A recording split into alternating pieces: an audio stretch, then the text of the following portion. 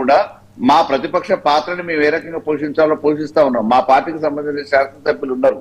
ఒక కేసీఆర్ గారు ప్రతినిధులుగా ఈ రోజు మా శాసనసభ్యులు వస్తూనే ఉన్నారు.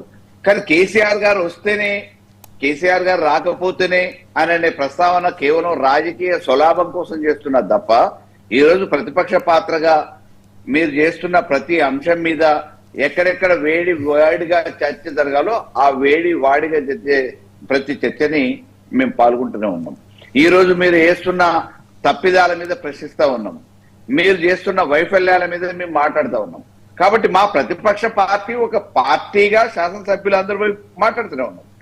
ఒక ప్రతిపక్ష నాయకుడు కేసీఆర్ గారు మాత్రమే రావాలని అనటం అనేది ఇది రాజకీయ అనైతికత అని చెప్పవచ్చు.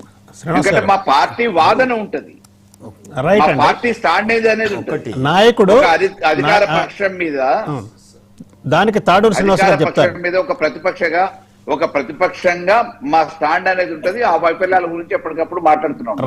ఒక కేసీఆర్ గారు ప్రతిపక్ష నాయకుడుగానే రావాలని మీరు కోరుకుంటే ఆ కోరిక కూడా తీరుతుంది. రైట్ అండి, శ్రీనివాస్ గారు చెప్తారు. నేను ఏమంటున్నాంటే, మల్లన్న గారికి తెలియంది కాదు, సరే ఆ పార్టీ రిప్రజెంటేటివ్గా definitely he will say like that only. నేనేమంటున్నా ఇక్కడ గమనించండి, ఇవాళ ప్రతిపక్ష నాయకుడి హోదాలో 2 సంవత్సరాల కాలమానము అది చాలా చిన్న సమయం అండి. ఈ 2 సంవత్సరాలలో ప్రజలందరూ వర్షాలు పడ్డప్పుడు కొట్టుకుపోతా ఉన్నారు. వర్షాలు వడగండ్ల వానకి పంటలు ఇదైతా ఉన్నాయి. ఇయ్యాల యాకత్పుర మోరీలో ఒక పిల్లవారు చిన్న పాప అందులో పడి కొట్టుకుపోయింది. ఇవన్నిటికీ ముఖ్యమంత్రిగా వారికి ఉన్నటువంటి 10 ఏళ్ల అనుభవం, ఈ తెలంగాణ రాష్ట్రానికి కాపలా కుక్కనైన ఆయన ముఖ్యమంత్రి అయిన తర్వాత ఈ తెలంగాణ రాష్ట్రాన్ని అడుగడుగునా నిమిషం కాపాడే అన్నా వద్దా? ఇలా ఆ బాధ్యతలో ఉన్నటువంటి ముఖ్యమంత్రిగా పనిచేసినటువంటి అనుభవాన్ని రంగరించి ఈ రోజున్న ముఖ్యమంత్రికి సలహాలు ఇవ్వాలి కదా. అక్కడ ముఖ్యమంత్రిగా చేసిన వాళ్ళు ఎవరన్నా ఉన్నారా? ఎక్స్ చీఫ్ మినిస్టర్ ఆ పార్టీలో ఉన్న ఇప్పుడు ఎమ్మెల్యేలలో 29 ఎంతో ఉన్నారు కదా. ఉన్నారా? అనుభవం ఉందా? ముఖ్యమంత్రిగా చేసిన అనుభవం ఉంటే వారికి చెప్పమనండి. లేదు నా కొడుకు షాడో ముఖ్యమంత్రి ఉండే, లేదు నా అల్లుడు షాడో ముఖ్యమంత్రి ఉండే, వాళ్ళు సమాధానం ఇస్తారు, అప్పుడు నేనేం చేయలేదయా, అప్పుడు కూడా 10 ఏళ్ళు నేను ఉట్టిగానే ఉన్నా, వాళ్ళే చేసిరు అంతా అని అదన్నా చెప్పమనండి. మీరు ఒక ప్రెస్ మీట్లో కనీసం ఖండించరు. ప్రజల పట్ల వర్షాలు, ఇప్పుడు నేను ఒకటి గమనిస్తాను, ఎండలో పోతే జ్వరం వస్తుంది, వర్షంలో పోతే సర్ది అవుతుంది. నీకు ఫామ్ హౌస్లో మొత్తం ఏసీలో ఉంటే ఏమొస్తుంది నీకు? గదేదో కూతవేటు దూరం కార్లో ఏసీ, గవర్నమెంట్ ఇచ్చిన కార్లో ఏసీ కార్లే కదా, ప్రజలు ఇచ్చిన సొమ్ముతోనే కదా. గీ ఏసీ ఉన్న అసెంబ్లీకి వచ్చిపోతే ఏమవుతుంది? జీతం కోసం ఒక్కరోజు వచ్చిపోతీవి. టెక్నికల్గా నువ్వు కూడా చూడు, కాన్స్టిట్యూషన్లో ఉన్నటువంటి ప్రొవిజన్స్ని వాడుకొని, లొసుగులను వాడుకొని, అది 3 నెలలకో 6 నెలలకో ఒక్కసారి వచ్చిపోతే సరిపోతుంది అన్నట్టు అది చూసుకొని, ఆ చట్టంలో దాన్ని చూసుకొని ఒక్కరోజు హాజరు వేసుకొని పోతీవి. ఈ రోజు వరకు నోరు పెగలకపాయ. మళ్ళీ ఇప్పుడు అంటే ఇంకో ఏడాది అయినాక వచ్చి దుంకులాడతా అంటే ఎట్లయితుంది?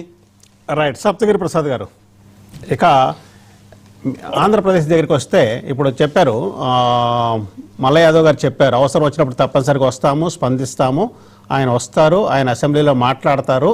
ఇప్పటి వరకు పార్టీకి ఒక అవకాశం ఇచ్చాం, కాంగ్రెస్ పార్టీకి వచ్చి మేము సమాధానం చెప్తామని చెప్పారు మల్ల యాదవ్ గారు. మరి ఆంధ్రప్రదేశ్ గురించి ఏంటి? ఆంధ్రప్రదేశ్ జగన్మోహన్ రెడ్డి గారు ఎందుకు రావట్లేదు అసెంబ్లీకి? ఎందుకు వచ్చి ఫేస్ చేయట్లేదు? తనకు ప్రతిపక్ష హోదాయే కావాలి, ఎందుకు పట్టుబడుతున్నారు? ఇప్పుడు ఒక విషయం సార్, ఒక నాయకుడు అన్నవాడికి అధికారాన్ని చూసిన తర్వాత అధికార పక్షంగాను పనిచేయగలగాలి, ప్రతిపక్షంగా కూడా పనిచేయగలగాలి. అతనికి ఒక inbuilt capacity, calibre and courage ఉండాలి. ఆడు సంపూర్ణమైన నాయకుడు. నేను ముఖ్యమంత్రిగా ఉంటేనే హౌస్ లోకి వస్తాను, ప్రతిపక్ష నాయకుడుగా రాలేను అంటే ఈ cannot be leader. Of course నువ్వు ముఖ్యమంత్రి కూడా చేసిడొచ్చు, కాదల్లా. ప్రసాద్ అన్న, ఇంకోటి కూడా, వీళ్ళు ఒక గవర్నమెంట్ ఉద్యోగి జీతం కట్ చేస్తారు, సస్పెండ్ చేస్తారు హాజరు లేకపోతే. ఒక విద్యార్థిని ఎగ్జామే రాయనిస్తలేరు. ఒక్క నిమిషం లేట్ వస్తే విద్యార్థిని ఎంసెట్ రాయకుండా భవిష్యత్తునే ఖరాబ్ చేస్తున్నారు. ఎంత కాలమానం చూడండి అక్కడ పెట్టేది వీళ్ళే కదా పరిపాలనలో ఉన్నప్పుడు. సో మరి వీళ్ళకి వర్తించదా ఈ జీతాలు తీసుకునేటోళ్ళకి? కరెక్టే, అబ్సల్యూట్ కరెక్ట్ పాయింట్. ఎందుకంటే పైగా వీళ్ళు టీఏలు తీసుకుంటారు, జీతాలు తీసుకుంటారు, హెచ్ఆర్ఏలు, గన్మ్యాన్ అలవెన్స్లు, పేపర్ అలవెన్స్లు కూడా తీసుకుంటారు. అన్ని అలవెన్స్లు తీసుకుంటారు. హౌస్ లోకి వచ్చి ప్రజా సమస్యలు ప్రస్తావించండి అంటే తుసుమంటారు. ఇక్కడ వైఎస్ జగన్మోహన్ రెడ్డి పరిస్థితి ఏంటంటే సిద్ధమా సిద్ధమా సిద్ధమా అని గట్టిగా అరుస్తాడు. రాష్ట్రంలో యూరియా కొరత ఉంది అని అరుస్తాడు. నిరుద్యోగులు ఇబ్బంది పడుతున్నారని అరుస్తాడు. శాంతి భద్రతలు దిగజారిపోయిందని అరుస్తాడు. నాయన అదేదో అరిసేది అది అసెంబ్లీకి వచ్చి అరురా బాబు నీకు ఏదైనా మేము సమాధానం చెప్తాం, మా స్టాటిస్టిక్స్ చూడు, మా డేటా చూడు అంటే ఎరాడు. ఎంత గౌరవం, మీరు నమ్ముతారు నమ్మరు, చంద్రబాబు నాయుడు గారు ప్రతిపక్ష నాయకుడుగా ఉన్నప్పుడు ఎంత అవమానపరిచారు, ఎంత హేళన చేశారు, ఎంత కించపరిచారు. ఉన్న 23 మంది ఎమ్మెల్యేలు 4 తీసుకున్నారు. ఉన్న 17 మందిలో ఒకానొక సందర్భంలో 15 మంది ఎమ్మెల్యేని సస్పెండ్ చేశారు. ఈయన ఒక్కడే ఒక పక్కన నిలబడుకుని 151 మందిని ఫేస్ చేసి సమాధానం చెప్పినటువంటి రోజులు నాకు బాగా గుర్తుంది. ఒక్కడే ఈ పక్క అపోజిషన్ బెంచ్ లో నిలబడుకుని అట్ ది ఏజ్ ఆఫ్ 70 సంవత్సరాల్లో 151 మందికి సమాధానం చెప్పగలిగాడు ఆయన. That is the carriage, that is the calibre of a leader. అసలు ఇంకొక విషయం ఏంటంటే కొత్తగా ఎలక్ట్ అయినటువంటి సభ్యులు ఉంటారు, వాళ్ళకి ఒక ఆశ ఉంటుంది, హౌస్ లోకి పోయి గట్టిగా మాట్లాడాలి, అధ్యక్ష అని చెప్పి పిలవాలి, ప్రజా సమస్యలు ప్రస్తావించాలనేటువంటి ఆశ ఉంటుంది. వాళ్ళు కూడా బాగానేకుండా చేస్తారు. ఆ తెలంగాణలో కేసీఆర్ గారి పరిస్థితి ఇంకా డిఫరెంట్. అది ఆయన ప్రతిపక్ష హోదా ఉండి కూడా పోనట్టు ఆయన. మరి ఏం కోరుకుంటున్నాడో నాకైతే అర్థం కాలేదు. వీళ్ళందరూ మరి నాయకులు దోస్తులు కదా. సరే, చివరగా మానవతారాయ్ గారు మీరు ఇప్పుడు మారిన ఎమ్మెల్యేలకి, మారుతున్న ఎమ్మెల్యేలకి ఇట్లా ఈ వ్యవస్థను చక్కదిద్దాలంటే మీరు ఇచ్చేటటువంటి సింగిల్ లైన్ పరిష్కారం ఏంటి? నేను ఇందాక కూడా చెప్పాను, 1985లో రాజీవ్ గాంధీ గారికి వచ్చింది ఈ పార్టీ ఫిరాయింపుల చట్టం ద్వారా ఈ ఆయారాం గయారాం సంస్కృతిని ఆపాలి. తర్వాత వాజ్పేయి గారు 2003 సంవత్సరంలో 91 రాజ్యాంగ సవరణ ద్వారా మరింత పటిష్టం చేశారు. కాబట్టి దీంట్లో కూడా లొసుగులు చూసుకొని ఎమ్మెల్యేలు కొంతమంది పార్టీ ఫిరాయింపులకు లేకపోతే అధికారంలో ఉన్న పార్టీ వైపు అభివృద్ధి కోసము, నియోజకవర్గ అభివృద్ధి కోసము పార్టీలు మారుతున్నారు. కాబట్టి ఇట్లాంటి తరుణంలో మరొక చట్టం అంటే మరొక సవరణ, ఈ పార్టీ ఫిరాయింపుల చట్టానికి మరొక సవరణ అనేది అవసరం అనేది చెప్పి నా అభిప్రాయం. రైట్ అండి. అప్పటిదాకా ఈ తతంగం ఇవన్నీ కూడా కొనసాగుతూనే ఉంటాయి. ప్రధాన ప్రతిపక్ష నాయకుడు వారి గురించి కూడా చెప్పాలా. అధికారంలో ఉంటేనేమో అసెంబ్లీకి వచ్చారు, అధికారంలో రాకపోతే అసెంబ్లీకి రాదు. అంటే ప్రజాస్వామ్యంలో చట్టసభలు అంటే గౌరవం ఉన్నట్ట ఒక్కసారి మాత్రం అసెంబ్లీకి వస్తారు, అంటే జీతభత్యాల కోసం లేదంటే అనర్హత వేటు పడుతుందని చెప్పేసి ఆ ఒక్కరోజు అసెంబ్లీకి వస్తారు. అంటే వరదలు వచ్చినా రారు, ప్రజల కష్టాల్లో ఉన్నరారు.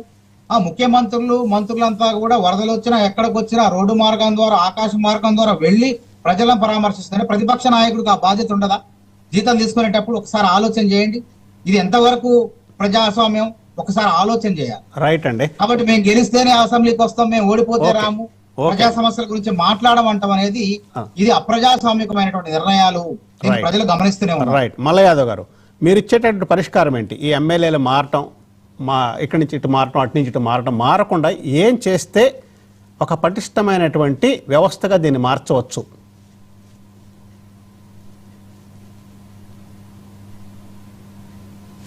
మల్ల యాదవ్ గారు వినపట్లేదండి.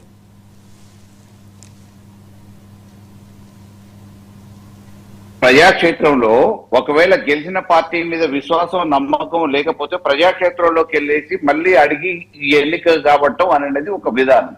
కానీ ఒక పార్టీలో గెలిచి ఇంకో పార్టీలోకి పోయి ఎన్నుపోటు పొడిచి ప్రజల విశ్వాసాన్ని కూడా వమ్ము చేసి ఇటువంటి చేసినప్పుడు చట్టపరంగా అయిన వెనువెంటనే డిస్క్వాలిఫై చేసే ఒక చట్టాన్ని వెనువెంటనే తీసుకురావాల్సిన అవసరం ఉంది.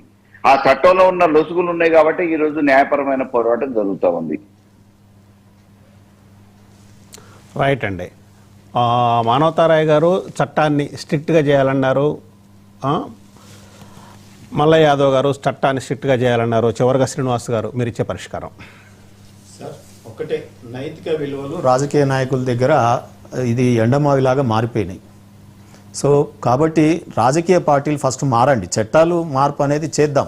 అంటే ఇక చట్టాలు లేకపోతే, చట్టాలలో మార్పు లేకపోతే మా ఇష్టం ఉన్నట్టు చేస్తామంటే ప్రజలు తప్పకుండా తగిన రీతిలో బుద్ధి చెప్తారు.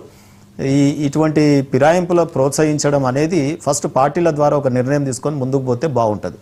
రెండోది, ఎమ్మెల్యేలు కూడా ఈరోజు మనం ప్రజల సొమ్ముతో జీతాలు తీసుకున్నాం, మానవతరాయ్ గారు మీరు చెప్పినట్టు ఎలక్షన్స్ ఇంత పెద్ద ప్రజాస్వామ్య దేశంలో ఇన్ని లక్షల కోట్ల బడ్జెట్లో ప్రజాస్వామ్యంలో నిలబడాలంటే ఇటువంటి ఎన్నికలు చిన్న చిన్నవి వచ్చినా అది పెద్ద ఖర్చు కింద చూడాల్సినటువంటి అవసరం లేదు.